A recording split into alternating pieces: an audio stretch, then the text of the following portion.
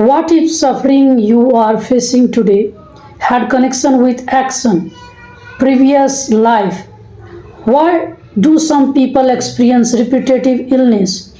Why do some people face painful losses of loved ones or children? Why can some person who appears good and religious still suffer from the consequences of terrible action?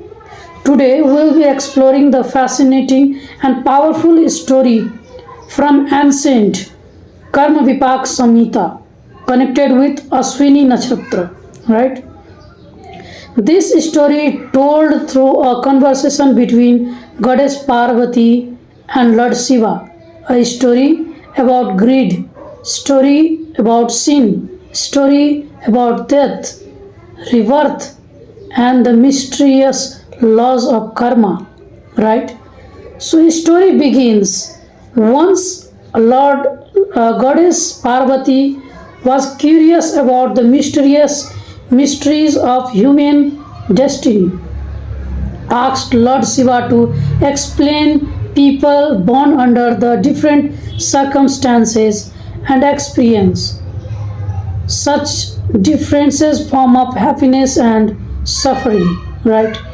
So Lord Shiva then explained that the result of the person experience are not always caused only by action of their present. According to ancient teaching, karma can travel across lifetimes, and when it comes, the result of past action must be experienced. Okay? To explain this, Lord Shiva told to Parvati a story. Once there was a Brahman and her wife name was Bilakshi. She came from a Kshatriya family, right? So together they had a son. The son name was Narhari. Okay, so Narhari was born in Brahmin family and was expected to follow the duties and tradition of his lineage. But despite his respectable birth, his life was troubled with illness and suffering. So Goddess Parvati want to understand why Narhari, despite being born in such a family, had experienced these difficulties, right?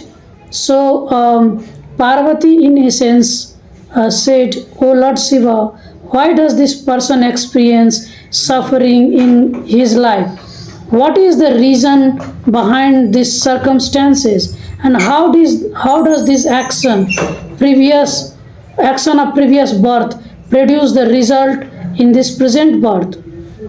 Lord Shiva then began to explain the principle of karma vipak, the reaping of the fruit of the karma. So he explains that action performed by a person do not simply disappear. Every action creates consequences. Some consequences appear in the same time, other may appear after death.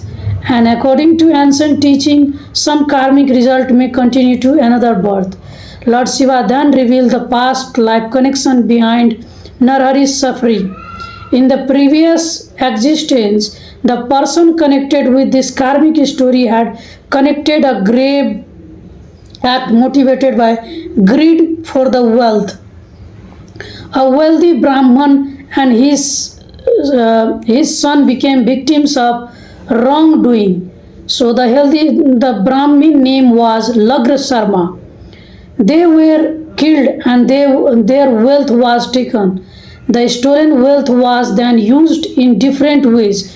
Some of it was gradually spent, while the portion of it was also used for the religious purpose and offering. But Shiva explains that performing a good deed with the wealth obtained through the sinful act does not simply destroy the karma of the original wrongdoing. The action remains separate. The good action produces its own result.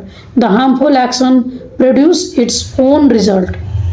After the death, the consequences of sinful action had to be experienced. The person was taken before the judgment of Yama and underwent through suffering because of grave action committed during the previous existence. After the period of punishment, rebirth took. But the story teaches that not all the karma had been exhausted. The remaining karma result continued in the new birth, and this is where Narari's suffering becomes the important.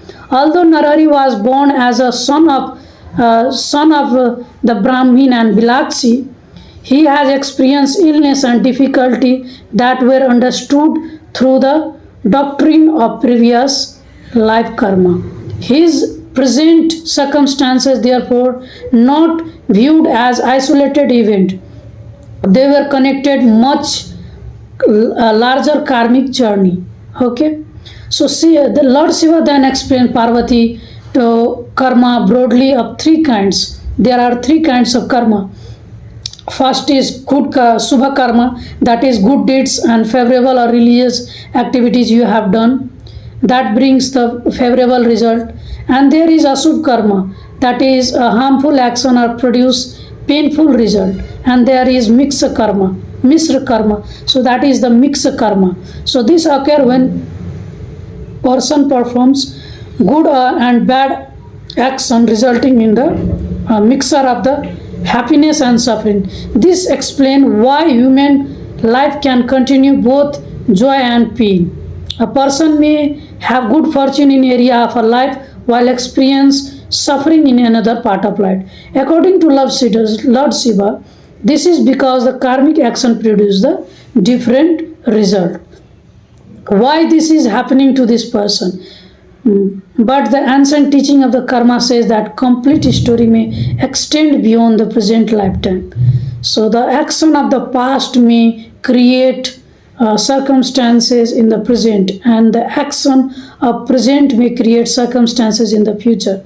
This doesn't mean that we should judge someone who is suffering. Instead, the story encourages us to understand the importance of our own action. Every action, every thought, intention and action can become a seed, and when the condition are right, that seed can bear the fruit.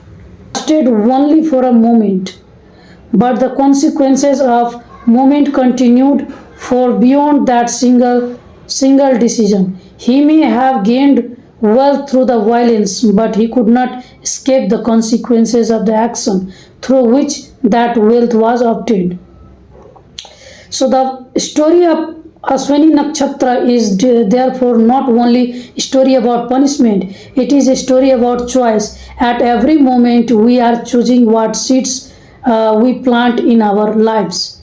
We choose the greed or integrity. We choose the anger or patience. Will we harm others for temporary gain, or we will choose the compassion and righteousness?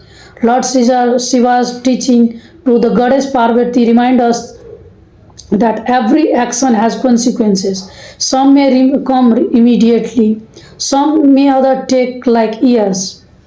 According to ancient understanding of karma, some consequences may be even continued beyond the single life.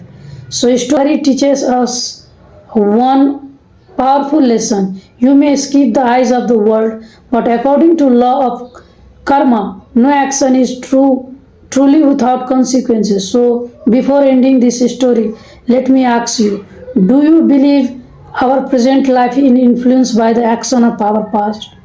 And what kind of karmic seed are we planting through our action today?